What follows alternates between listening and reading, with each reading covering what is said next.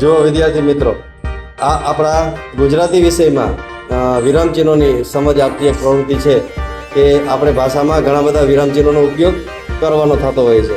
એ વિરામચિહ્નોની સમજ આપણને હોવી પણ જોઈએ અને એ લેખનમાં ખૂબ જ ઉપયોગી છે અને વિરામચિહ્નોના યોગ્ય ઉપયોગથી આપણું લેખન કાર્ય ખૂબ જ સુંદર થઈ શકે છે. તો ચાલો આપણે આજે એની પ્રવૃત્તિ કરીશું. તો આ બાજુ વિરામચિહ્નો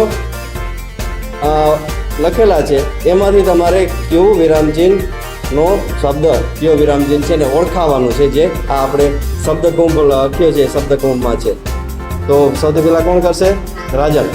પહેલું ચિહ્ન છે એ ચિહ્નને આની સાથે સરખાવો.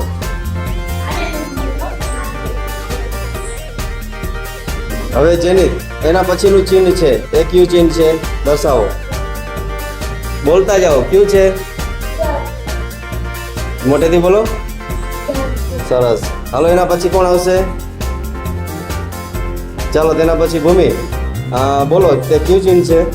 તે ચોક રાખો. કયું છે? હાલો, એને દર્શાવો. સરસ, તાળીઓ.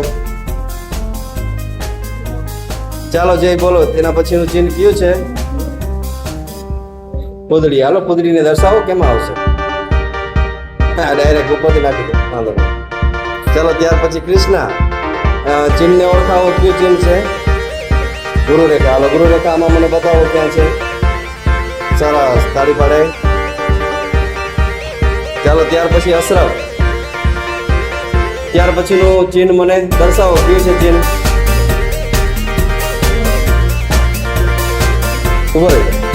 રાજન. એ પછીનું કયું ચિહ્ન છે? લઘુરેખા દર્શાવો આમાં. સરસ, તાળીઓ. ચાલો જેનિત, હવેનું ચિહ્ન બતાવો મને, કયું ચિહ્ન છે? અર્ધવિરામ. અર્ધવિરામ દર્શાવો. વાહ, સરસ. ચાલો, તાળીઓ પાડે. ચાલો અંજુ, એના પછીનું ચિહ્ન દર્શાવશે. કયું છે ચિહ્ન? અલ્પવિરામ. ક્યાં છે અલ્પવિરામ? સરસ. ચાલો, તાળીઓ.